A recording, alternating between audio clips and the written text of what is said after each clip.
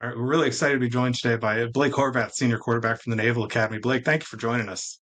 No, thanks for having me, Sam. Now, of course, the reason you're here is because you were the recipient of the Cheez-It Crunch Time Play of the Week award from the Football Writers Association of America this week for your touchdown run and 2-point conversion against Temple the other day.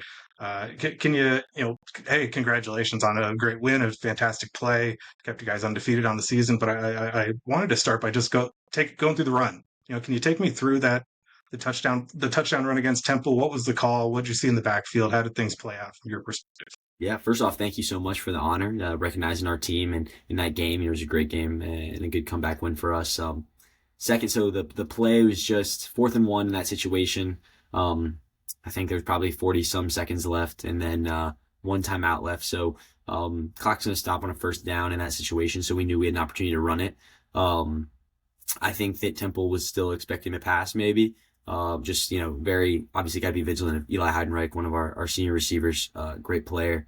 Um, and so it opened up the run game, especially in that situation. And so I think just the offensive line executed so well, whether it be, just all across the board. But then specifically got to shout out, Ben Purvis, Alex Teska, Cody Howard. I mean, you got to watch their blocks on that play. Just, I mean, I love my grandma, but she could have ran through that hole too for a 50-yard touchdown, right? And she's not the athlete she once was, but you know, they did a great job on that play, and that's really what springboarded it all. And I was just sort of surprised in that situation. I was just grinning from ear to ear, just couldn't believe that they let us have that.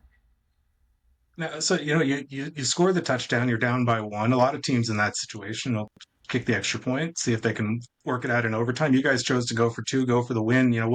What's your perspective on why coach decided to go for two, and then is that kind of in keeping with your team's approach in general?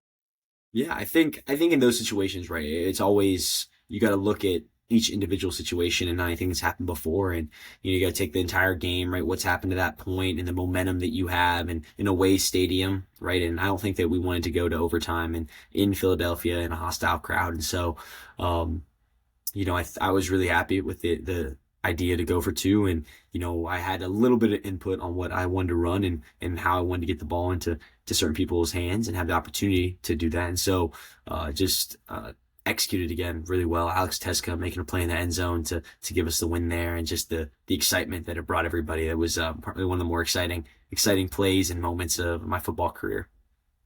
Now, you've mentioned Alex twice now as a downfield blocker on the first run. Obviously, he caught the 2-point conversion. Can you just speak a little to what does Alex bring to the team, to the offense? Yeah, I think he's just one of those guys, right? Whatever his job is going to be, blocking, running, pass catching, he's all in for it, and that's sort of how the whole team's built, right? We don't care who gets the credit, who gets the scores, who gets the yards, right? It's all about the wins. That's the statistic that matters, and so he embraces his role no matter what it is, and he's a true team guy and a great leader for us.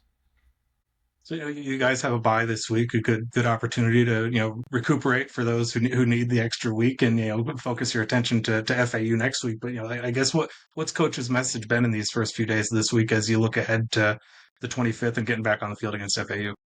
I think the biggest thing for us is just still the call it the capability gap, right? What we know we're capable of, what we know our standard is, and how we've played in some games this season. And so, you take a win every day of the week, but you want to win them, cleaner, more, up to your standard in some ways. And some teams just have good game plans, and it's just how it goes. But at the same point, we got to execute better in some situations, eliminate some different things. So it's all about staying on the hunt, right? You can't be satisfied with where we're at, and can't let complacency creep in. So I think that's the biggest message so far.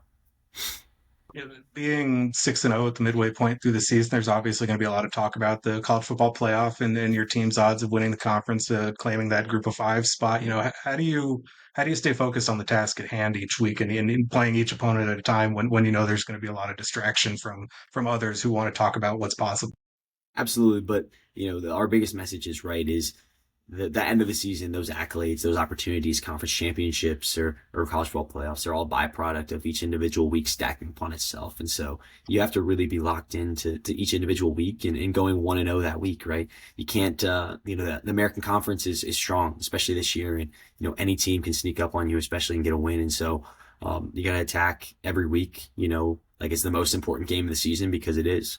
And then just stack stack those on top of each other, and then hopefully by the end of the year you put yourself in a good situation to get in the conference championship game or be in the college football playoffs. And it's nice to sort of control our destiny right now, right? We know we just need to win, and we control that. So Now, I got to ask before I let you go, as part of this FWAA program, as the Cheez-It Crunch Time Play of the Week winner, you get a rather large shipment of Cheez-It that gets sent to the school and to your. Did you receive yours? Do you have a favorite flavor? Tell me the Cheez-It intel from the Naval Academy. of course, so I grabbed a few. I grabbed the this new flavor. I wanted to try it out. It's delicious, pesto and mozzarella.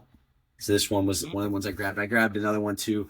Wanted to try. It was hot and spicy too. That one's good also as well. I wanted to try the new ones because I eat Cheez-It so often. Honestly, like I would say favorite is probably white cheddar, of course, but I made sure to pass all those out to the guys, especially the offensive guys, offensive line, and Alex and Eli and Chapman. Just let all those guys, get their first pick. And then I took some of the ones that were left over in the end. But definitely, that was probably the coolest achievement of my life. And my sister and brother agree, I would say. Well, good. We're glad the snacks made it to you. We appreciate that doled them out to the team. It's certainly not a one man effort nor a one man award, and we're really excited to see what you guys have done so far this season. We'll continue to watch down the line, and thank you again, Blake, for joining us today. Yeah, thank you so much, Sam. It was awesome. All right, we'll talk to you soon. Good luck next week against FAU. Thank you.